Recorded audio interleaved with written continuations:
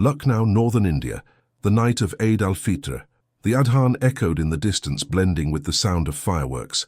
Karim, the old tailor of the neighborhood, sat alone before a table set for two. On the empty plate lay a short note. "Abba, don't wait for me tonight." He took a deep breath, his tearful eyes reflecting the flame of the oil lamp. Outside, laughter, music, and celebration filled the air. Inside the house, only silence and a forgotten heart. But heaven never stays silent when a righteous man is left alone. That very night, something unexplainable would descend upon Karim's house and change everything. Before we continue, make sure you're subscribed and tell us in the comments which city you're watching from. Karim was known throughout the Lucknow neighborhood as the tailor who never complained. Even with hands worn by years of sewing and eyes dimmed by age, he kept a gentle smile and a heart full of saber. A widower for a decade, he had raised his only daughter, Amina, with love and sacrifice. He saved every rupee, fasted without fail, and every dawn, the sound of his tasbih echoed through the walls of the small house. But time had changed more than his body. It had changed his daughter, too. Amina, once devout, now sought the restless life of the city. Prayers gave way to parties, and conversations with her father became rare. On that eve of Eid al-Fitr, Karim spent the day preparing the iftar. He placed dates on a plate, boiled milk with rice and sugar, and decorated the simple table with dried flowers from the yard. As the sky turned orange and the adhan drew near, he set 2 bowls of kheer, one for himself, the other for his daughter. The clock struck sunset. He whispered Bismillah and broke his fast alone. Amina's chair remained empty. Outside, the city pulsed with joy. Inside, only the rhythmic sound of a needle and the sigh of a father hoping to be remembered. Karim looked toward the open window and said softly, "Even alone Allah is with me." And little did he know, heaven was already preparing its answer. The adhan echoed softly as the sun set behind the golden mosques of Lucknow. Karim spread the cloth on the floor, aligned the 2 bowls of kheer, and murmured with a trembling voice, "Bismillah." The spoon rested on the plate. The steam faded away, as if even the dessert grieved the silence. Outside, the sound of children setting off fireworks filled the room, reminding him that in every home someone was smiling, except here. Suddenly, there were soft knocks at the door, 3 taps, then a respectful silence. Karim wiped his hands on a cloth and shuffled to the entrance. It was Sajid, the neighbor, with his little boy on his shoulders and a warm smile. "Uncle Karim, come celebrate with us. Eid isn't the same without you." Karim smiled, hiding his weariness. "May Allah bless you, my son. Tonight I'm waiting for someone." Sajid hesitated. The boy on his back asked innocently, "Who are you waiting for, uncle?" Karim bent down, adjusted the scarf on his head and replied, "For the one Allah still allows me to love." The neighbor understood without hearing a name. He touched Karim's shoulder and said, "Our doors are always open to you." Then he walked away with the boy, leaving the old man standing by the half-open gate. The street glowed with lights and joy. Families embraced, car horns blared, sweets passed from hand to hand, and then a scene pierced his heart. Amina rode by on a motorbike, hair loose, laughing loudly among friends. The headlights caught the tears in her father's eyes for an instant. He shrank behind the curtain, his heart tightening in his chest. For a moment, the sound of the engine seemed to blend with his own heartbeat. The joy outside echoed like mockery. Karim sat once more at the table, staring at the empty chair. He took his handkerchief, discreetly wiped a tear and whispered, "Maybe tomorrow she'll come back." The wind passed through the house, extinguishing the lamp for a second. The crack of the rekindled wick was the only sound that answered. On that sacred night, when all toasted to unity and family, a man of faith realized his only companion was silence. But heaven never abandons sincere hearts. And as the old man closed his eyes to hold back his tears, something unseen began to move outside, a sign that Allah had already heard him. The night deepened in Lucknow, and the whole neighborhood seemed to celebrate in unison. Laughter echoed in the distance, drums pounded, and the fireworks painted the sky with flashes of color. But inside Karim's house, the silence felt almost sacred. He turned off the lamp and walked to the small courtyard. The wind blew warm, but with something strange, a fragrance of incense, fresh dates, and newly baked bread, as if it came from the old celebrations he once shared with his late wife. He sat in the wooden chair and closed his eyes. For a moment it felt as though someone had passed by, The clock hanging on the wall stopped exactly at 8:47 p.m. The ticking ceased, and in that same instant, the flame of the lamp, which had gone out minutes earlier, lit itself again, steady, without oil or wick. Karim rose slowly, his heart beating to the rhythm of the impossible. The wind swirled through the courtyard, lifting dry leaves into the air. The old portrait of his wife, hanging above the sewing machine, swayed as if touched by an invisible hand. The old man stepped closer, his tearful eyes reflecting the glow of the flame. "Does Eid reach those who have been forgotten?" he murmured, his voice trembling. At that moment, something echoed. 3 soft, spaced knocks came from the back gate. It wasn't the wind, it was a human sound, timid yet persistent. Karim hesitated. He grabbed his cane, leaned on it, and walked slowly toward the yard. With every step, the air grew thicker, almost fragrant. When he opened the gate, he found the unexpected. A boy dressed simply, barefoot, holding a small bag. The boy bowed his head and said, "Assalamu alaikum, uncle. My mother sent this. She said you shouldn't be alone tonight." Before Karim could respond, a strong breeze blew, and the boy vanished around the dark corner. He looked around. No one. No sound of footsteps. No shadow. Only the distant echo of the late adhan coming from the mosque. Inside the bag were 2 dates, a piece of bread, and a small note written in shaky handwriting.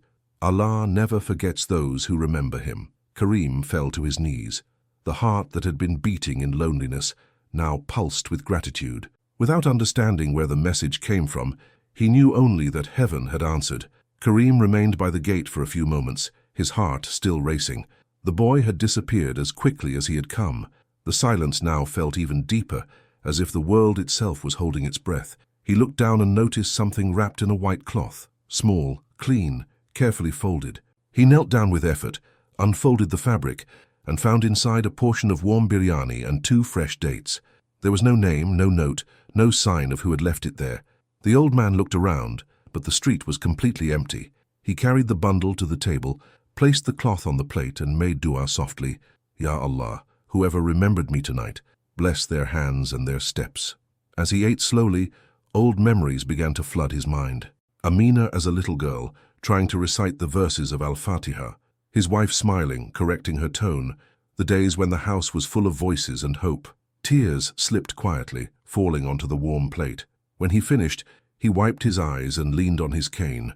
The clock on the wall, the one that had stopped, started working again on its own, its hand moving with steady rhythm. Karim stared at it and murmured, "Subhanallah, even time remembered me." Then he heard a soft metallic rhythmic sound. The doorbell rang even though there was no power and no one outside.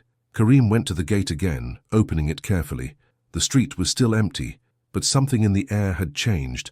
A white mist was forming at the bend in the road, and within it a figure dressed in white was walking slowly. The old man tried to call out, "Who's there?"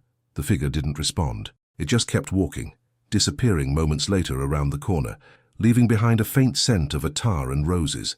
For a moment, Karim thought he might be dreaming. He pressed his forehead against the cold gate and smiled. "Whether angel, man, or child, Allah sent you to me." He stepped back inside and noticed something that hadn't been there before. On top of the sewing machine lay a small piece of paper written in simple handwriting. "The joy of Eid is not for those who have company, but for those remembered by Allah." The old man sat down, holding the note between his trembling fingers. He didn't know where the sign had come from, but one certainty filled him. Allah had touched his home that night. The sun rose shyly over Lucknow, painting the rooftops with a golden glow. The city awoke in a festive mood. But in the quieter alleys, something different was being whispered. At the small bakery on the corner, a group of neighbors spoke in low voices. "Last night, someone left food at the doors of all the poor in the neighborhood. I saw it too, bags of rice, dates, even fresh bread, and no one knows who did it." Karim, who had gone out to buy milk, overheard the rumors as he waited for his change. He stood still. The baker, intrigued, added, "They say it was a tall man dressed in white, his face covered with a scarf. He went from house to house without making a sound." Another neighbor interrupted, "My son opened the door when he heard footsteps and swears the man vanished into thin air like mist." The words seemed to echo straight into the old man's heart. He walked home slowly, feeling his body light, as if every phrase from the neighbors was a reply sent from the heavens. Moments later, Sajid appeared at the door holding a warm loaf of bread. Uncle Karim, I saw him too. Karim looked up, surprised. Saw who, my son? Sajid hesitated before continuing. It was near midnight. I went to close the gate and saw a tall man in a white robe leaving a package at my door. When I went to thank him, he just smiled and disappeared. But I swear there was no way he could have turned the corner that fast. It was as if he had dissolved into the wind. The old man fell silent, his eyes filling with tears. He didn't question, didn't doubt. He simply whispered, Subhanallah. Inside him, something unraveled. The weight of loneliness he had carried for years dissolved, like the steam rising from the tea on the table. He sat down, took a deep breath, and realized there was a new stillness within his soul, not the cold solitude of before, but a deep, almost sacred peace. He stood and walked to the gate. The ground was still damp with dew, and the air carried the same light fragrance as the night before, a blend of roses and attar. He bent down and noticed something resting between the stones, a white handkerchief, neatly folded. It was the same fabric from the biryani bundle. Karim opened it with trembling hands. In the center, embroidered by hand with golden thread, were 3 words in Arabic: Allah does not forget. The letters shimmered under the morning sun, reflecting a gold so vivid it seemed alive. Karim brought the cloth to his face and wept, not from sorrow, but from gratitude, because he finally understood that even when the world had left him behind, the Creator had surrounded him with remembrance and mercy. As the call to prayer echoed once again through the city, the old tailor knelt in the courtyard and recited, Alhamdulillah, I am still seen, I am still loved. And in that instant, the house that once felt empty seemed to come alive, as if Eid itself had descended upon him. The sun had barely risen when gentle knocks echoed on the door of the small house. Karim, still sitting by the sewing machine, lifted his head slowly. He thought it might be Sajid bringing his usual bread, but when the wood creaked and the door opened, he saw the face his heart had longed for and feared to see again.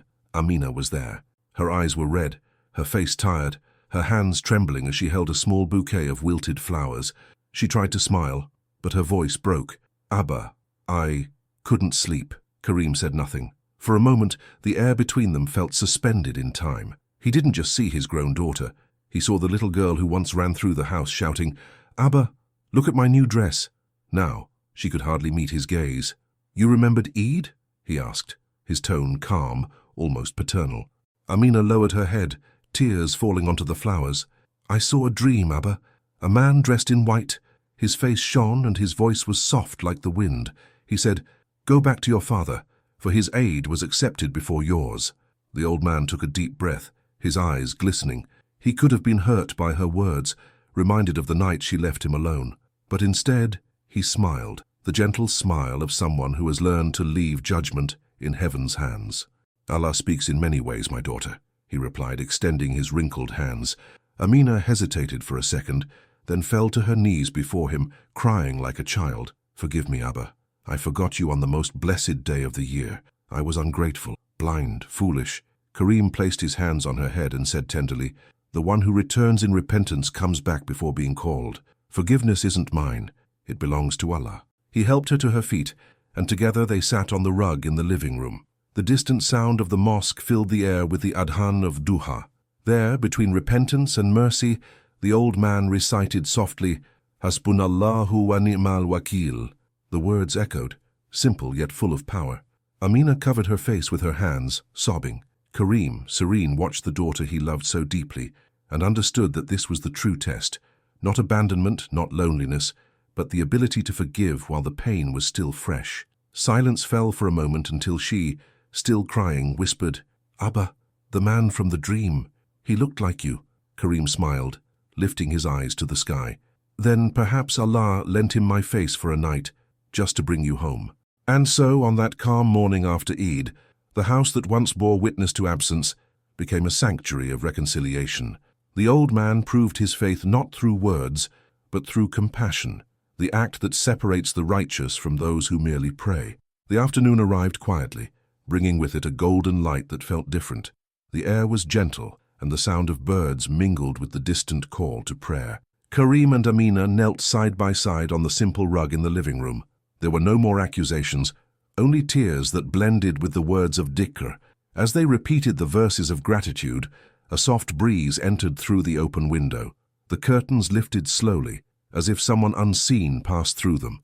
The scent of fresh rain filled the air, even though the sky was clear. Then, a light drizzle began to fall, but something extraordinary happened. The rain fell only on their house. The roofs around remained dry, the streets untouched, the ground free of mud. Only Karim's courtyard shimmered under the fine, silent rain. The drops fell gently, touching the wilted flowers Amina had brought and reviving their colors. The fragrance spread, and sunlight passing through the drops cast golden reflections across the walls. Karim raised his trembling hands and looked upward. Ya Allah, you have cleansed my heart, as you cleanse the sky after the storm. Amina, her face wet, embraced her father tightly. Forgive me, Abba. I made you wait when it was me who needed to return all along. He smiled softly and replied, a father's love needs no return, only remembrance. Outside, neighbors began stepping out of their houses, drawn by the strange glow over the rooftop. Sajid was the first to notice. Look, it's raining only on his house. Others came closer, shielding their eyes from the brightness. A murmur spread down the street. Subhanallah, it's as if the sky is celebrating with him. The rain grew stronger for a few seconds, falling in fine threads that looked like strands of light. In the courtyard, the water formed small mirrors where the flowers floated. Amina knelt, dipping her fingers into the clear puddle, and saw her reflection beside her father's, the same reflection that pride and distance had erased for years. Karim closed his eyes, his face lifted to the sky. The heart that once beat in loneliness now pulsed in peace. The sound of rain stopped as suddenly as it had begun. A ray of sunlight crossed the courtyard, illuminating the white handkerchief on the table, the same one embroidered with the phrase, Allah does not forget. And in that instant everyone understood.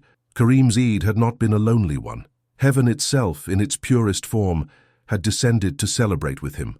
The days that followed dawned differently in Lucknow. Karim's simple house, once forgotten, had become a point of light in the neighborhood. The white handkerchief, the one with the embroidered words, now fluttered in the wind, tied to the gate, and everyone who passed by would pause for a moment, as if a quiet peace lingered in the air. Amina, who once wandered aimlessly, now woke before Fajr to prepare her father's tea.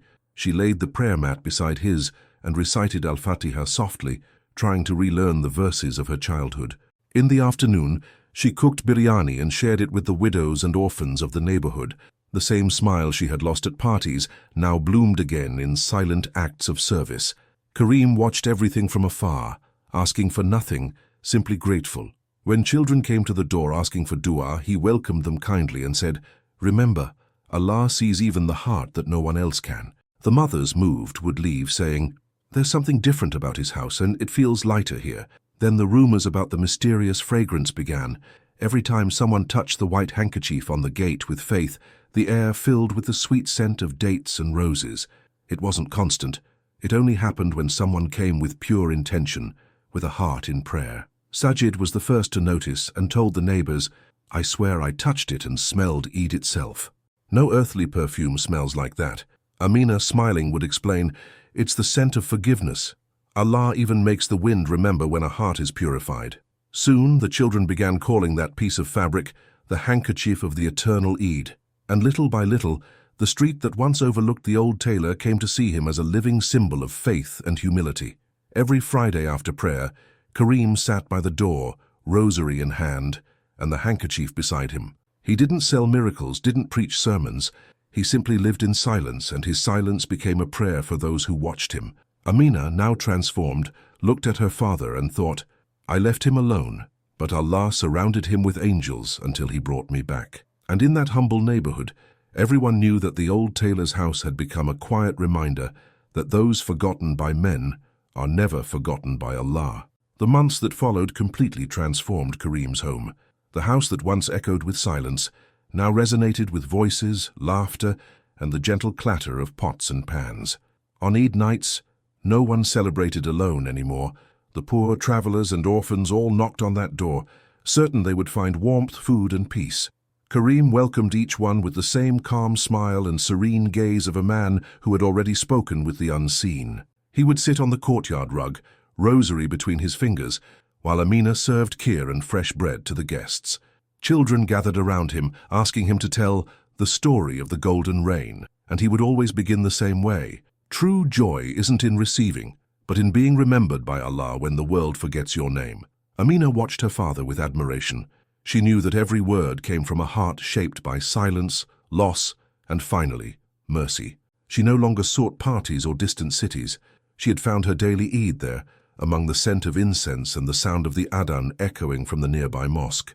Close to his heart, Karim carried two symbols of his new life: the white handkerchief, carefully folded, and an old coin he had found near the gate on the day of the miracle. He told everyone who visited, "These reminders show me that Allah writes His compassion even in the smallest things." Sometimes on quiet afternoons, he would go out to the garden and sit beneath the same roof where the sacred rain had fallen. The wind blew gently, and the date leaves swayed in rhythm with his prayers. When the Maghrib adhan echoed, Karim closed his eyes and whispered, "The same wind, the same sound, and heaven is visiting me again." Amina stood by the doorway, watching in silence, and understood that their home no longer belonged only to them. It had become a refuge, a living reminder that faith, when sustained by forgiveness, turns pain into light. And so, in Lucknow, people would say that in that house, Eid never ended, because the heart that learns to give thanks never stops celebrating. The night moved silently over Lucknow. The streets were empty, the wind gentle, and the full moon bathed the sleeping houses in silver light. Amina woke suddenly, not knowing why. Something felt different. The air was filled with a serenity she had never known. She called softly, "Abba?" No answer. She rose, her heart racing, and walked toward her father's room. The bed was neatly made, the pillow untouched. The rosary, however, was missing from the dresser. A chill ran down her spine. She followed the sound of the wind into the courtyard. There, under the moonlight, Karim sat in his wooden chair, the white handkerchief resting on his lap, and the coin held between his fingers.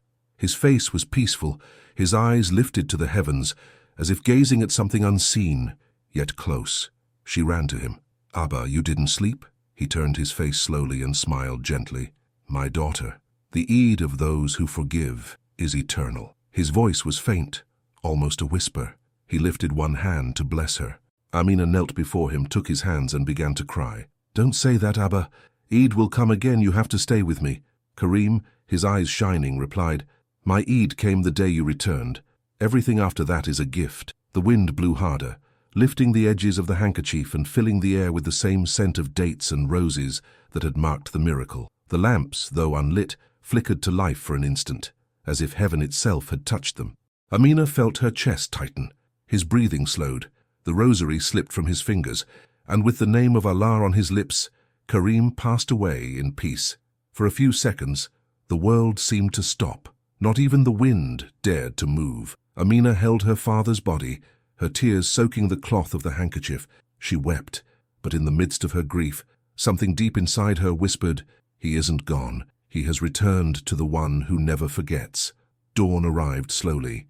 The adhan for Fajr echoed across the city, and Amina, still kneeling, noticed that the white handkerchief was now damp, not with tears, but with tiny drops of dew that shimmered like silver beneath the rising sun. In the fold of the fabric, something new had been embroidered, as if unseen hands had touched it during the night. Small golden letters, yet perfectly clear. Allah grants rest to those who endure with patience. Amina pressed the handkerchief to her chest and smiled through her tears. The pain of loss was still there, but now accompanied by a peace beyond understanding. She realized that the true miracle of that night was not the golden rain or the perfumed cloth. It was the mercy that healed two hearts once divided. As the sun rose, Amina looked toward the gate. The neighborhood still slept, but a sparrow landed on the post and began to sing. It was the same song Karim loved to hear at dawn. She took a deep breath and for the first time felt no loneliness. "Abba, your Eid is eternal, and mine has just begun." From inside the house, the sound of the clock began to tick again, the same one that had stopped on the day of the miracle. But now each beat seemed to repeat a promise, that no love given by Allah is ever lost, and that those forgotten on earth are always remembered in heaven. Years passed, and the city of Lucknow changed, but Karim's house remained, standing firm like an echo of time. Amid narrow alleys and the distant call of the mosque, there is now a small bronze plaque fixed to the wall of the old tailor shop. The inscription reads in simple, clear writing, "Here a man was forgotten, and Allah remembered him." Those who pass by feel that the air holds something different. The elders still tell their grandchildren the story of the tailor who was abandoned on the night of Eid al-Fitr and yet chose to give thanks. The children stop before the plaque and ask, "Grandpa, is it true that the sky sent rain just for him?" And the old men answer, "Yes, because when a heart is sincere, even the clouds obey." The house has become a place of silent prayer. People leave flowers, pieces of white cloth, and notes filled with pleas for forgiveness and gratitude. No noise, no crowd, only slow footsteps and tearful eyes. There, every visitor feels the same soft fragrance of dates that once surrounded the miracle. It is as if the memory of Karim's Eid still lingers over the courtyard, untouched by time. Many claim that on certain nights the wind blows differently down that alley. It slips through the windows and seems to whisper words that touch the heart. Those forgotten by men are remembered by Allah, and whoever hears it, even without knowing where the breeze came from, leaves feeling lighter, as if some invisible part of them had also been forgiven. Amina, now an old woman, visits the place whenever she can. She sits beneath the same tree her father once loved and shares small pieces of bread and dates with the children. She never tells the whole story. She just smiles and says, "My father taught me that forgiveness is the most beautiful prayer." In her eyes is the peace of someone who lived the miracle and learned that true love never dies. It only changes form. When the sun sets and the Adhan announces the day's last prayer, the bronze plaque reflects a golden glow that seems to come from heaven itself. The locals say it's Allah's way of reminding everyone of his promise, that the loneliness of the righteous is never in vain, and that no act of sacrifice goes unnoticed by him. This story is not only about a father and a daughter. It is about every heart that has ever waited for an answer from above and discovered, sometimes late, sometimes in silence, that the answer always comes. Because Allah never abandons those who remain steadfast, even when the world turns away. And perhaps that is the true message Karim left behind. Faith is not the end of pain, but the strength to bear it with dignity. Forgiveness does not erase the past, but it illuminates the present. And the remembrance of Allah is the home of those who have lost all others. If this story touched your heart, subscribe to the channel and stay with us. In the next video, you will see another miracle, another proof that Allah never forgets those who trust in Him, even when everything seems lost.